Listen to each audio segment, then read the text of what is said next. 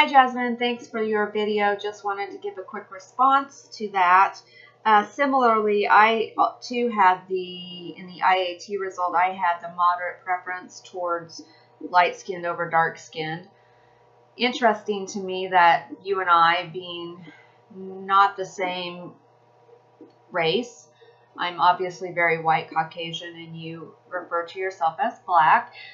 So obviously two different spectrums, but getting those same results. So to me, that begs to look at what role does our media have in how those things are perceived and in our implicit attitudes. Where does that really come from? Where does the media's role with that play a part? And I think maybe as we look at some of these things, that is a huge part of it. And why? Where does that come from? So kind of some questions I was thinking of. And then also as you look at the Harrow's cycle of socialization, we're born into, you were born into the family you were born into. I was born into the family I was born into. We had no choice in that. And then as we have grown, as we grow up and we go through that cycle, then, then you get thrown in with all the media play and the good versus bad, black versus white throughout all of our life virtually. Then are we okay with that? I don't know. I don't think that we should be okay with, it should not be good versus bad type thing with white versus black. I disagree with all of that.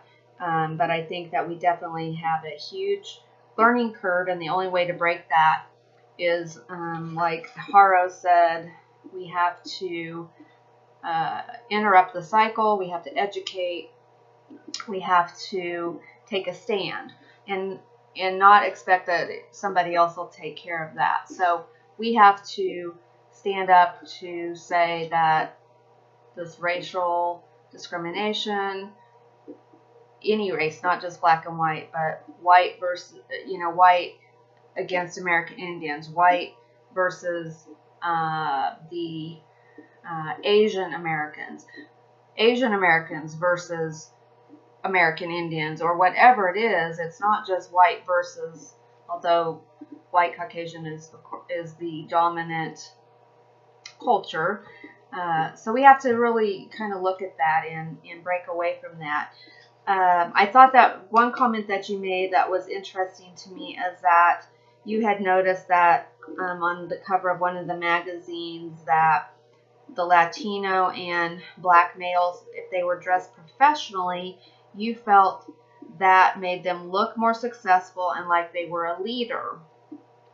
I think if you had put that same person in casual clothes or scrubby clothes, it definitely does lend a observation and an assumption on how successful they are or not. I think we've all seen maybe through time the pictures of the scruffy long-haired guy that's in grubby clothes, and then they do a makeover, and then they shave his scruffy beard, they clean his hair up, they style it, he's in professionally dressed clothes, same person, but just looking at them and making an assumption of them is what we all do. And I mean, we really do all do that, whether we intentionally do that or not. But so good job. Would just kind of ask what your thoughts are on how we can break this cycle of always the disadvantaged versus the advantaged, and the racial discrimination that we have. So I would appreciate your thoughts. Thanks.